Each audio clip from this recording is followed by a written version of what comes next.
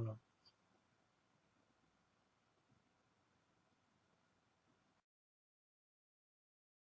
여러분 안녕하세요. 김태형입니다. 자, 우리 첫 번째 시간에는 전자회로가 무엇인가, 그래서 비선형 소자가 포함된 회로, 그런 것들을 전자회로다라고 우리가 불렀고요. 저번 시간에는 그 전자회로에 대한 지식을 어디다가 응용하는가, 도대체 왜 배우는가, 그런 얘기를 했었죠.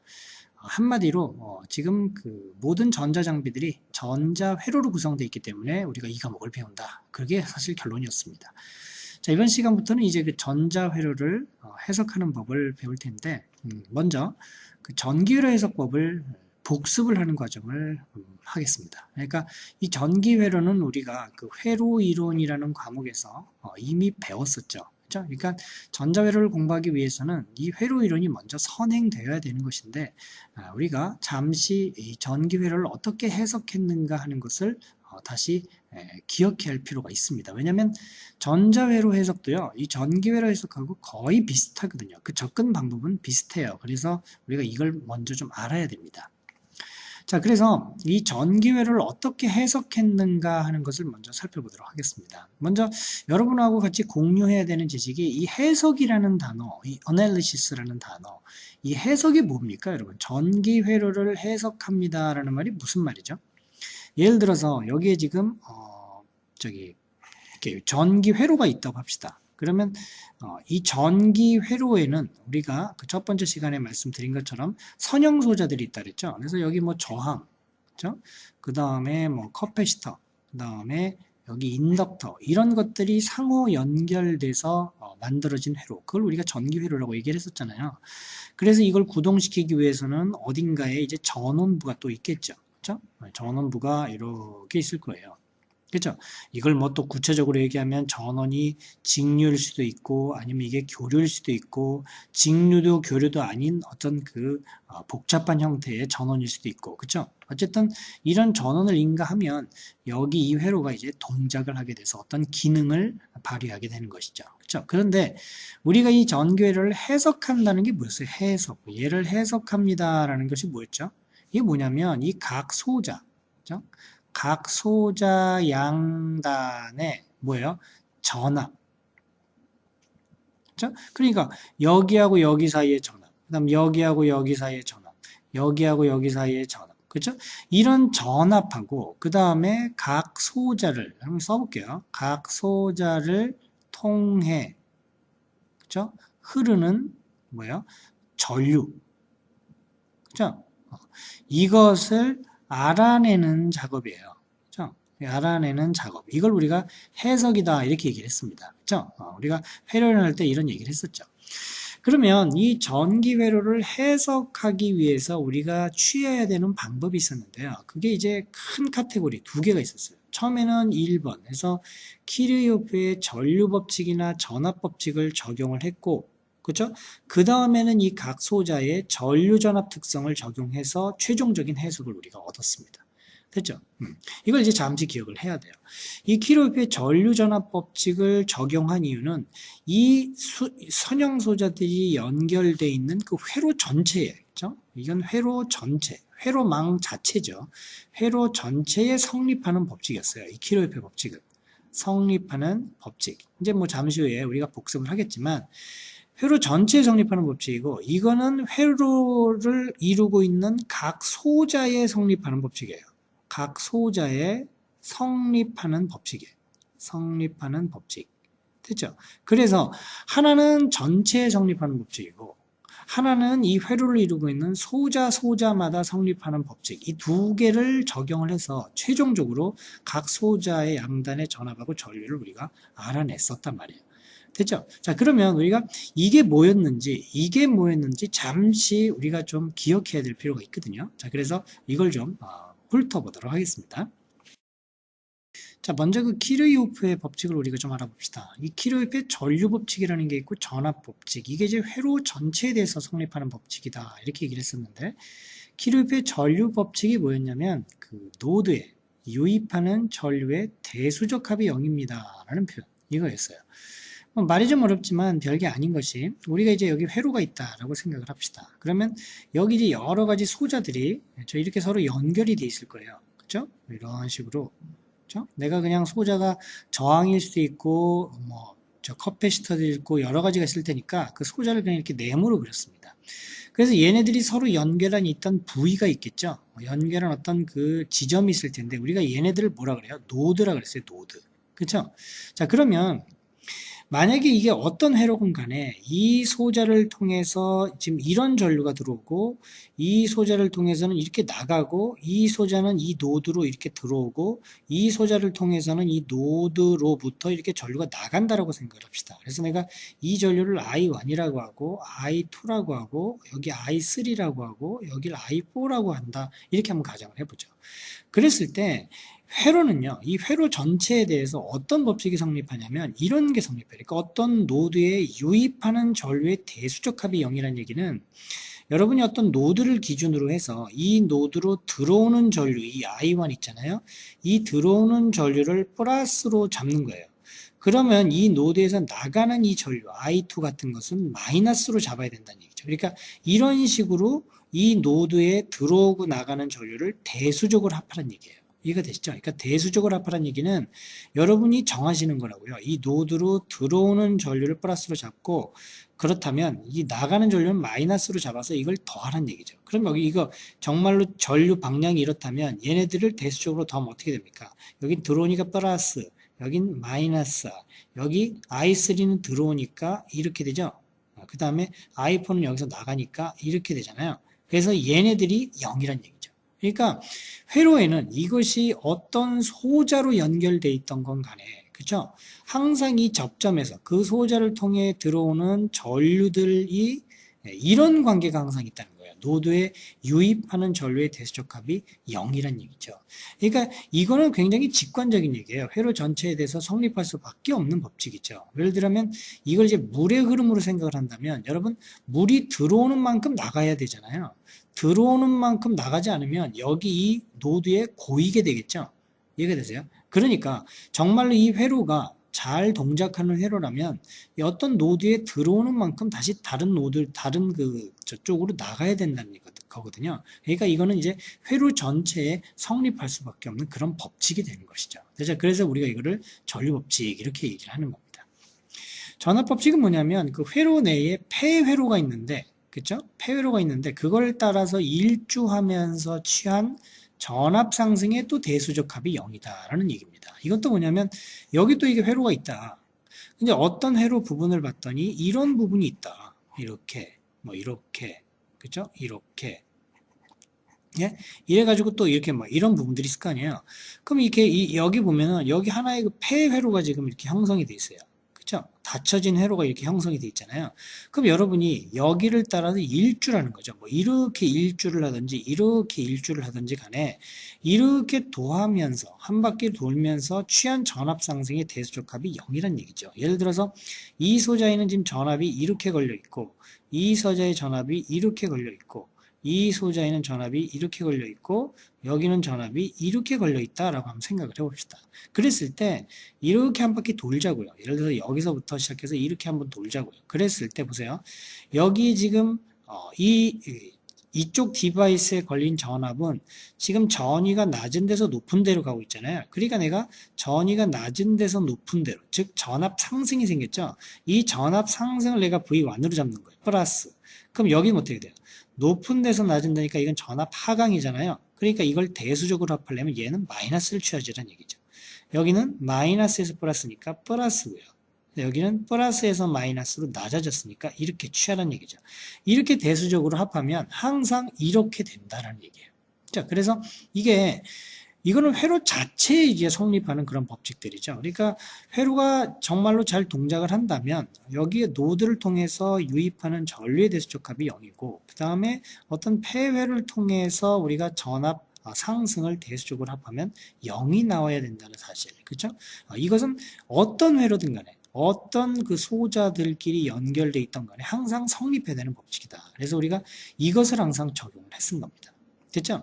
그래서 전기회로는 첫 번째 스텝이 바로 이거를 적용하는 일이었어요. 그런데요, 이 소자가 비선형 소자라도 그쵸? 우리가 이제 여기서 염두해야 될 것은 나중에 이제 전자회로 할 때 여기 있는 이 소자가 선형이 아니라 그쵸? 이런 소자들이 비선형일지라도 이거는 여전히 성립을 해요. 이해가 되죠? 그래서 이렇게 각 소자가 그쵸? 비선형일 때, 비선형 소자일 때도 그쵸? 여전히 키르요프의 법칙은 성립한다는 얘기입니다. 이해되죠? 이건 너무나 당연한 일이에요. 왜냐면 여기 어떤 소자가 있건 간에 이게 만약에 예를 들어서 비선형 소자라고 합시다. 그죠? 그러면 여기 이게 비선형 소자라도 이 소자가 이 회로가 정상적으로 동작은 되면 들어온 만큼 전류가 나가야 돼요. 그죠? 그죠? 여기 이게 비선형이라고 합시다. 그래도 얘를 일주하면서 이 전압 상승의 대수적 합은 0이 돼야 된다는 얘기입니다.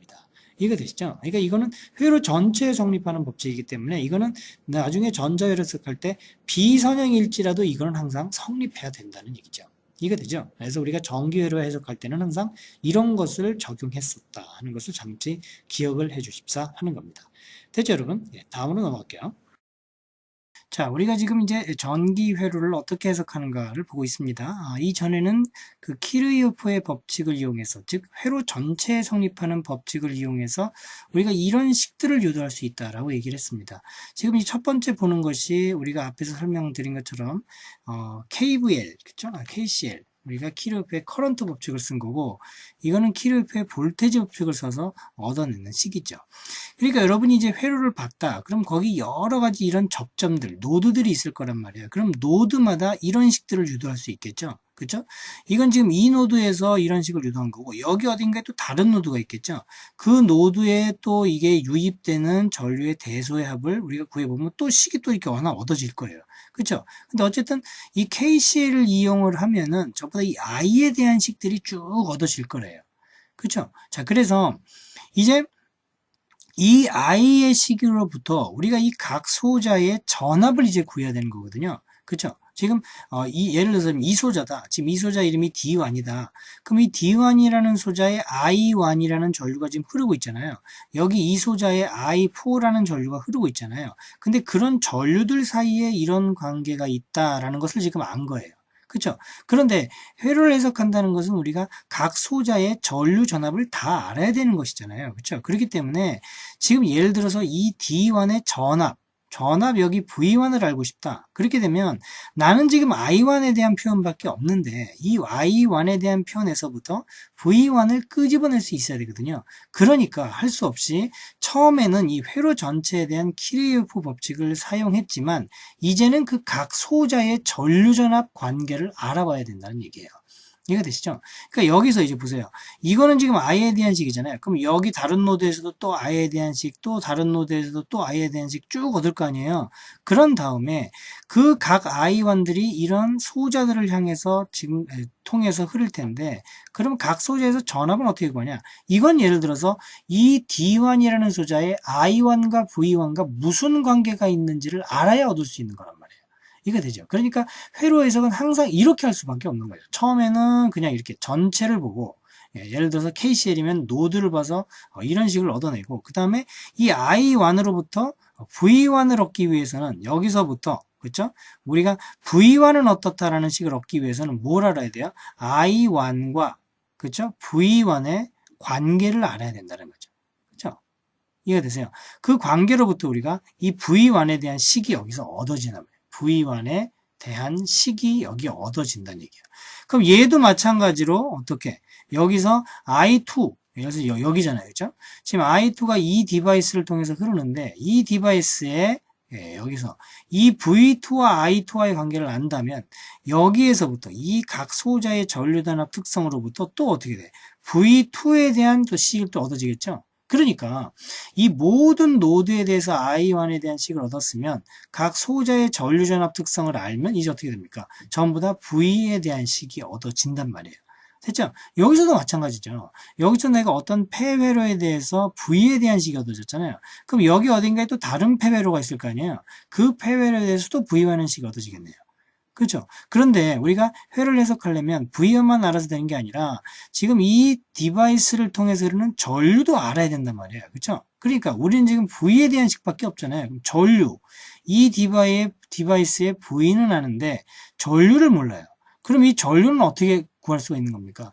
이 디바이스의 I와 V와의 관계에 의해서 구할 수 있다는 거죠. 그러니까 얘를 역시 I1하고 V1, 그죠? 이것의 관계에 의해서, 즉 다른 말로 하면 특성에 의해서 I1에 대한 식이 또 얻어진단 말이에요.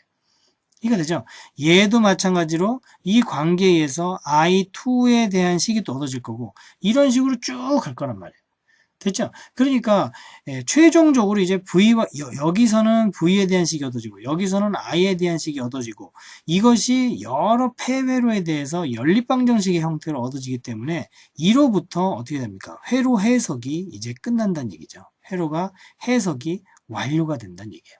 됐죠? 그러니까 지금 내가 이제 조금 있다가 이제 구체적인 아주 간단한 예를 들겠지만, 우리가 전기 회로를 해석하는 방법은 항상 이렇게 했어요. 처음에 회로 전체에 대해서 성립하는 키르히오프의 법칙을 적용하고 나서 그 다음에 각 소자에 적용되는 이런 IV1의 관계를 이용해서 우리가 이 방정식들을 풀어가지고 해석을 완료시켰다라는 얘기죠.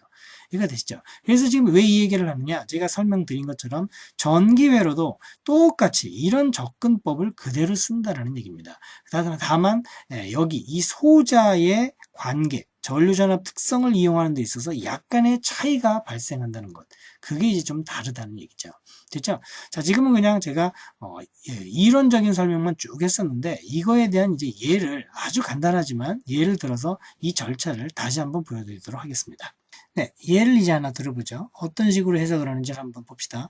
자, 아까 제가 말한 것처럼 여기에 있던 회로가 이렇게 있습니다 라고 얘기를 했었잖아요. 그리고 이 바깥에 뭐 전원을 제가 그렸었는데, 이런 그 그림을 유지하면서 제가 한번 그려볼게요. 여기 저항만으로 이루어진 이런 어떤 회로가 있다라고 한번 가정을 해보겠습니다. 그렇죠? 요렇게 저항만으로 이렇게 지금 이루어진 이런 회로가 있는 거죠. 요렇게 됐죠? 자, 그런데 이 바깥에 어떻게, 예를 들어서 뭐 5V짜리, 그렇죠? 이렇게 전원이 있는 거죠. 그러니까 아까 제가 그렸던 것처럼 우리가 어떤 회로가 있는데, 그렇죠? 여기에 이런 것들로 구성이 되어 있는 회로가 있고, 여기에 내가 전원이 있어요 라고 얘기를 했었잖아요. 근데 지금 우리가 이거 중에서 제일 간단한 어떻게 저항만으로 구성된 이런 회로를 지금 보고 있는 겁니다. 됐죠? 자, 그래서 여기 지금 저항이 R1이고 이게 R2고 이게 R3고 이게 R4고 이런 어떤 가정을 한번 해보도록 하겠습니다. 됐죠? 자, 그래서 이것이 뭐 1옴이고 이것이 2옴이고 이것이 5옴이고 이것이 6옴이다. 만약에 예를 들어서 이렇게 보는 거예요. 됐죠? 자, 그러면 여러분 이 회로 해석해 보십시오. 해석하라는 게 뭐냐면 뭐예요? 이 소자에, 그쵸? 전압 전류를 한번 구해보세요 라는 얘기하고 지금 같은 겁니다. 되죠? 그러면 이 R1에 흐르는 전류가 얼마일 것이며 R2, R3, R4에 흐르는 전류는 얼마일 것인가, 그리고 R1에 걸리는 전압이 얼마일 것이며, 그쵸? 여기 R2에 걸리는 전압은 얼마고, 여기 R3에 걸리는 전압은 얼마고, 여기 R4에 걸리는 이 V4라는 전압은 얼마일 것인가 하는 것을 다 구해내라는 얘기죠. 되죠? 자, 그러면 어떻게 이걸 구해냅니까? 이걸 구해내려면 제일 처음에 이 회로 전체에 대해서 성립하는, 그죠? 어떠한 회로든지 항상 성립하는 그 두 가지 법칙, 그걸 우리가 쓰자라는 얘기가 되는 거죠. 됐죠? 자, 그럼 여기서 보시면 내가 이 노드, 그죠? 이 노드에서 전류가 이제 들어갔다 나가는, 즉 이 유입이 이 노드에서 그 유입하는 전류의 대수적합이 같다 그랬잖아요. 그러니까 이 노드 A에서, 여기서 어떻게 이 회로를 해석하기 위해선 노드 A에서 뭘 이용합니까? KCL을 적용한다 그랬어요. 이해가 되시죠? 그러니까 먼저 이 회로에 대해서 성립하는 한 가지 법칙 중에, 그쵸? 이 키르요프의 커런트 법칙을 여기서 쓰자는 얘기죠. 그렇게 되면 우리가 여기서 가정을 하는 거예요. 여기 이렇게 이 노드를 통해서 I1이라는 전류가 이렇게 흘러 들어갈 것이다. 그리고 여기를 통해서는 I3라는 전류가 이렇게 흘러 나갈 거고, 이 노드로부터 여기는 I2라는 전류가 이렇게 흘러 들어가서 이렇게 흘러 나가서 이렇게 갈 것이다 라고 이제 가정을 하는 거죠. 됐죠? 그러면 우리 전에 KC를 이용할 때, 그쵸? 여기 들어가는 거를 내가 이제 플러스로 잡으면 나가는 건 마이너스로 잡아야 되잖아요? 이런 관계가 있는 거예요. 이렇게. 이렇게. 이게 0. 이렇게 되는 겁니다. 되죠? 네, 그래서 우리가 여기에서 KC를 적용해 봤더니 이런 I에 대한 식이 지금 얻어진 겁니다. 그러면 우리가 지금 궁극적으로 해석이 끝난 겁니까? 이 R 양단의 V1, I1, V2, I3 이걸 지금 다 구했어요? 아니죠? 식만 이렇게 나온 거 아니에요. 근데 이제 이걸 구해내려면, 그쵸? 구해내려면 어떻게? 여기 각 소자의 전류전압 특성을 알으라는 얘기죠. 됐죠? 그럼 여기서 보세요. 이건 지금 저항밖에 없으니까 우리가 이런 관계가 있단 말이에요. 이 저항에서는, 그쵸? 저항의 전류, 그쵸? 전압 특성이 어떻게 됐죠? 여러분 이건 다 알고 있잖아요. 저항에서는 전류하고 전압이 이런 관계가 있어요. 저항에서는 어떤 저항이든 간에 그 저항 양단의 전압하고 전류가 이런 관계가 있다고요.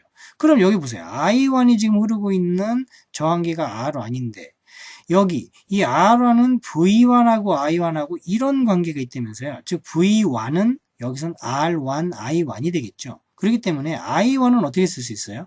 I는 R분의 V니까 I1은 어떻게 쓸 수 있는 겁니까? 여긴 R1분의 그죠? 전압, 즉 여기하고 여기 사이에 전압이니까 지금 여기 높은 데서 낮은 데를 빼야 되는 거거든요. 그럼 어떻게 5V에서 여기 전압은 내가 지금 모르죠? 5V에서 어떻게 됩니까? 5V에서 여기 전압을 모르니까 VA 이렇게 되는 거죠. I3는 어떻게 돼요? I3는 위쪽으로 흐르는 거 아니야? 그럼 여기서도 이 저항기의 전류전압 특성은 R3분의 이 전압 아니에요? 그러니까 R3분의 VA 이렇게 되는 거예요. I2는 지금 이렇게 흐르는 거 아닙니까? 그럼 여기서 전류전압 특성은 어떻게 돼요? 이건 지금 직렬이니까 이제 더할 수가 있는 거죠. 그러니까 어떻게? R2, R4 이거 분의 VA 이것이 0 이렇게 나온다는 얘기예요. 그죠, 여러분? 그래서 처음에는 회로 전체에 대한 법칙을 쓰고, 그 다음에 소자의 전류전압 특성을 이용해서 이런 식을 쓴단 말이에요. 그럼 여기서 보세요. 이 식 자체가 전부 다 VA에 대한 식이 얻어진 거잖아요. 그럼 여기서 VA가 구해지는 거죠. 그래서 R1이 얼마였습니까? 1이었죠. 구해봅시다. 이거 내가 5-VA. 그 다음에 R3가 5죠. 5분의 VA. 그 다음에 R2, R4니까 8이네요. 그렇죠? 8분의 VA 이렇게 돼서 0 되겠네요. 양변에 뭐 40을 한번 구입해 볼까요? 그럼 어떻게 돼요? 40에 5-VA 이거는 8VA 이거는 5VA 이게 0 이렇게 나오네요. 됐죠? 자, 그럼 어떻게 됩니까? 40에다가 이거 13이니까 53이네요. 그래서 53VA 이렇게 되죠. 그 다음에 200 이렇게 되죠. 그러므로 VA는 얼마 나와요? 53분의 200V 이렇게 나오는 겁니다.